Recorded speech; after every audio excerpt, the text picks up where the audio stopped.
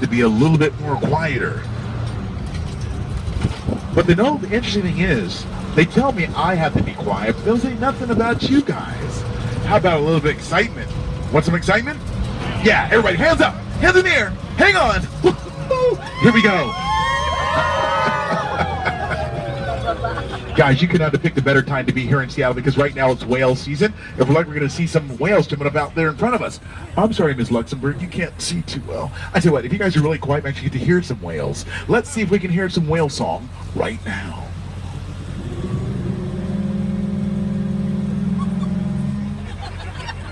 Those suckers are loud. Seriously, guys, those whales are my burrito from lunch. And you two won't want to be that burrito.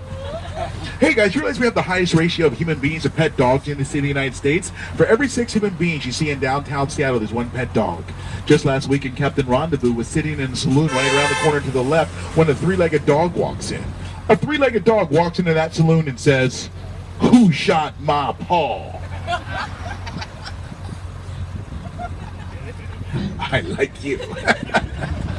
But coming up on the right-hand side, it gives you your Olympic Sculpture Park, brought to you by your Seattle Art Museum. Guys, check out the one tree you definitely do not want to be under in a lightning storm.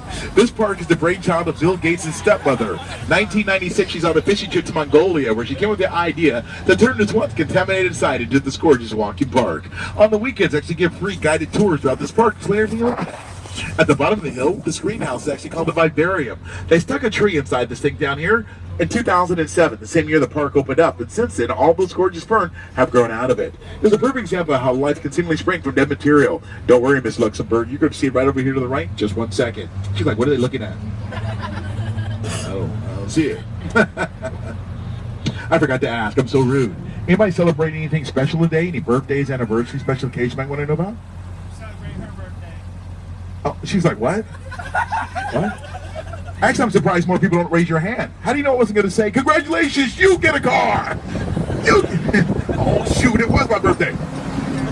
By the way, guys, I grew up in Kansas. We got to come to a stop to go to these railroad tracks. It meant good luck in Kansas to raise your feet up when going over a railroad track.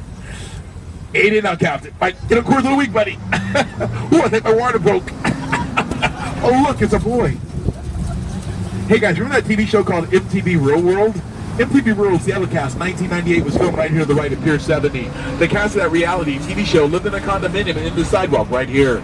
But if you guys want to go north, like Victoria, British Columbia, Canada, you guys want to get there fast, why don't you start by taking one of our Victoria Clippers? They are the fastest ferries in North America. Now, the round-trip ticket only costs about $130, and the one-way trip only takes 2.5 hours. The captain tried taking the duck up there last season. It took him 2.5 months. Trailing 6 porta potties behind him. Woo! If you guys are fans of the Beatles, 1964, second leg of the American tour, the Beatles stayed right here to the right at the Edgewater Inn. Remember that famous picture of the Beatles fishing outside their hotel balcony? It happened in room 272 on the back side overlooking the water. They say that while they were fishing, they managed to catch 3 grouper and 1 groupie. If you guys go to room 272, you can still see a lot of the memorabilia from the time that they were there. When they checked out, the hotel took the carpet from that room and cut it into 1-inch squares. They sold all 800 pieces of that in about 20 minutes. Hey guys, the cruise ship season is just starting up here in Seattle. To my right, this is the Bell Street Pier, home of our cruise ships. 1999, only 6 ships departed out of here headed for Alaska. This summer, we expect over 200 ships with over 1 million passengers on board. Exciting and new. Come aboard. Oh, I'm sorry. He said, that's my mama! Let her go! Just kidding. Coming up on the right-hand side, on the other side of the water, that's West Seattle. It was there in 1851 that your first non-tribal settlers arrived here in the area, led by Arthur Denny. When we settled on that side of the water, the local tribes people said, you don't want to live on that side of the water. It's way too windy. So they recommended we come to this side of the water, which we did. We were so grateful, we decided to name the city of Seattle after their chief, Chief Sealth. Unfortunately, that's not too easy to pronounce, so believe it or not, you guys, Seattle is the mispronunciation of Chief Sealth's name. By the time we get back to be dinner, anybody here enjoy eating sushi? Any sushi fans? Oh my gosh, in that case, here's a Captain Bodacious travel tip for you. The absolute freshest place to get sushi here in Seattle is right here to the right at your Seattle Aquarium. Okay, man, the freshness. Hey, kids, you ever seen the movie called Finding Nemo or Finding Dory? Remember Remember the octopus by the name of Hank who kept escaping? We have our own, except her name is Switch. She escapes here all the time.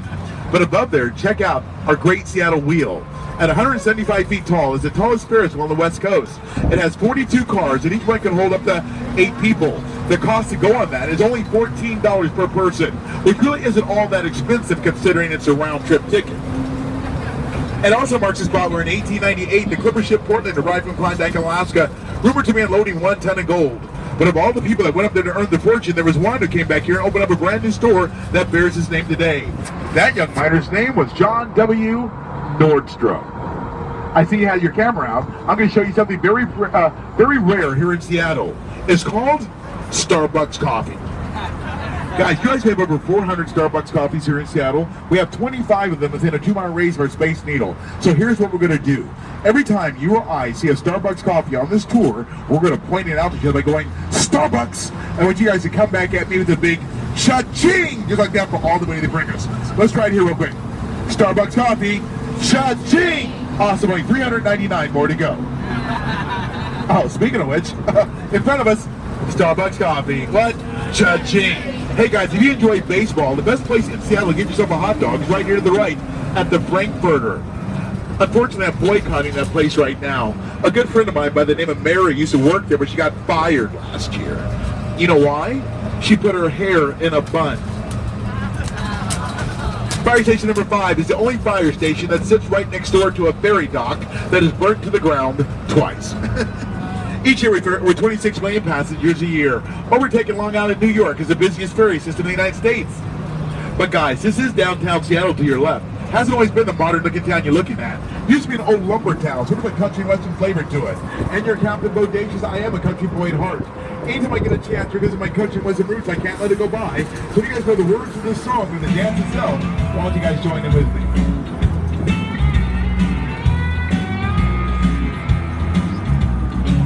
Down in the country, there's a city limit sign. Well, there's a honky tonk near the county lines. The joint starts jumping every night with the sun. By the way, guys, this bridge above us is called the Alaska Way Viaduct. Unfortunately, this bridge is so old and decrepit that we're tearing it down. We just completed drilling a tunnel underneath the waterfront. It starts about half a mile ahead of us, and pops out at the Ducks, where you guys got onto this. Now, it took us a long time to get it finished, but we're finally excited about the fact that we actually got the hole all the way through. They're going to be adding streets that cars can go on through that tunnel. We expect it to open up in 2019. Once they do that, this bridge above us will be torn down, and this is going to turn into a great place with trees and bike lanes. So come back, guys. In 3 years, this will look totally, totally different.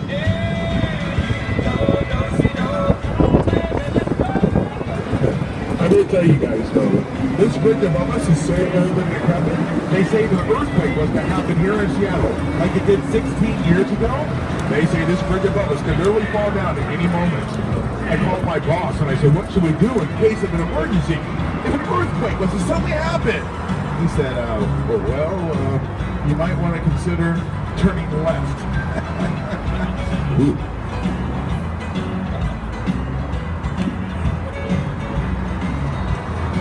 How many quackers are out there? I see one up here. Somebody do call it a quack attack. If we're looking outside the duck and someone's not having a good day, we're going to look in the direction of at least a few of our quackies going in a wave at the same time. Let's give it a try on the right-hand side for a test. On the count of 3, they're quacking a wave. 1, 2, 3. All right, guys, you're going to be awesome. But we now find ourselves here in the heart of downtown Seattle, historic area known as Pioneer Square. It was here in 1889 that there was a carpenter pouring some glue in his shop one night. Now that glue fell over and caught on fire. He did his best to put it out, but to no avail. As a result of that fire, he managed to burn down 29 square blocks of downtown Seattle, what is now known as the Great Seattle Fire.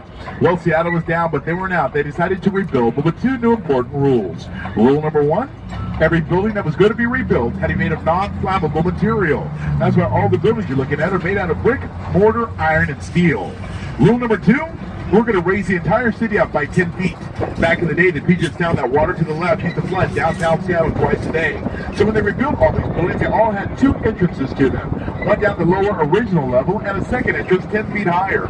Those are the entrances you're looking at now. Hey, to the right, Starbucks coffee. Cha-ching. Well, eventually they raised the streets and the sidewalks up to these new entrances. When they did that, they buried the lower 10 feet of downtown Seattle. Check out over to the right, the Underground Tour. If you want to go below the city and check out what it looked like in the late 1800s to early 1900s. Ladies, are you looking for that one special gift and a very special man in your life? Ladies, if you are, I got the perfect choice for you. Coming up right here in front of us on the right-hand side, Utilakilts, or you can buy your man a kilt. Hey ladies, do you know what they wear underneath their kilts? No, not nothing. Look at the way we go by. They wear boots and socks. Whoever said nothing, I don't want you to dress me in the morning.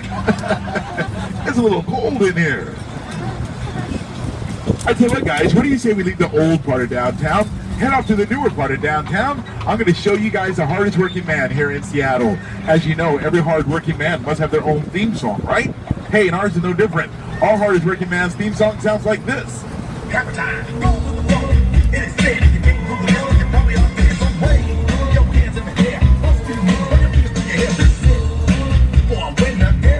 Hey, to the left, Starbucks coffee.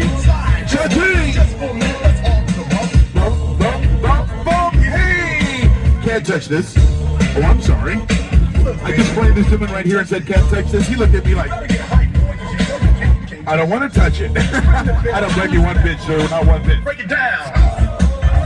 Yeah, see, we have some, you know, we have in Seattle, we have 3 professional men's sports teams here in Seattle. We have our Seattle Sea.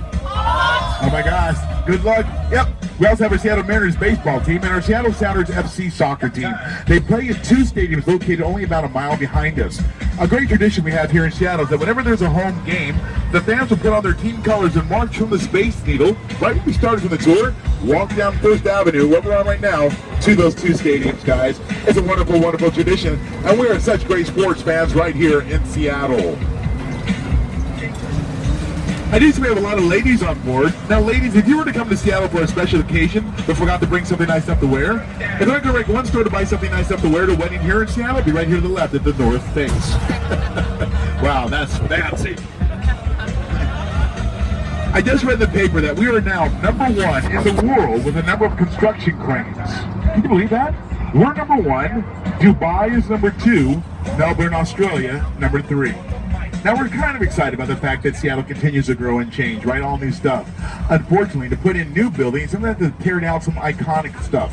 Stuff that'll disappear into history because no one will know what was there before the new building went in. For instance, ahead of us on the right-hand side, right here on the corner, you see that blue fence right here. You'll see this, yeah, right there on the corner, that used to be a pawn shop. And that pawn shop is where Jimi Hendrix had bought his very first guitar. And now it's probably going to be Starbucks coffee. Cha-ching. How many more can we put in here?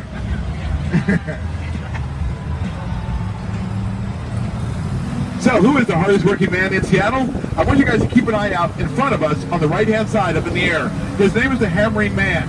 If you notice the thing in the air, guys, you'll notice the Hammering Man is slowly hammering. He hammers 4 times every minute. Here he is on the right-hand side. Take a look. He hammers 364 days a year. We turn him off one holiday, Starbucks coffee, cha-ching. We turn him off one holiday a year. He's a working man. You know what the one holiday might be? Labor Day, absolutely, sir. And by the way, guys, we're lifting the Hammering Man up. The strap we're using to lift him, it broke. He fell over and smashed a car that's parked right back there on that corner. They say at the time, he was hammered. He's unofficial mascot of our Seattle Art Museum that recently underwent a major renovation, now taking up the entire city block, housing over $1 billion in artwork. But guys, here's the best bodacious travel tip I have for you today. On the first Thursday of each month, the entire network of Seattle Art Museums throughout Seattle are free. That means this upcoming Thursday, all your museums will be free. What does that mean to you, young man? I want you to circle the first Thursday in May, which is upcoming Thursday. I want you to tell your parents you're going to take them to the museum, you're going to pay for everything. They're going to be so impressed, they're going to slip you a little extra money to cover it. They don't know it's free. You're going to take that extra money, buy 2 tickets to the new Star Wars movie in December, call me up, and you and I are going to go see it together. To the left is a world-famous Pike Place Market, the place where they throw the fish at you. It is one of the oldest continuously public markets in the United States. As we go through the next intersection, you take a look to the left, you're going to see the big red Public Market Center sign, the most photographed sign in all of Seattle. And below that sign is where they actually throw the live fish at you that you see in movies all the time. That is a Public Market Center sign. And below there, are the fish. Captain, why do you always Starbucks coffee? Cha-ching. Why don't you talk about more stuff on the right side of the duck? Oh, cha-ching. But since we're downtown, guys, what do you say we celebrate being downtown? Downtown, wake up, worries all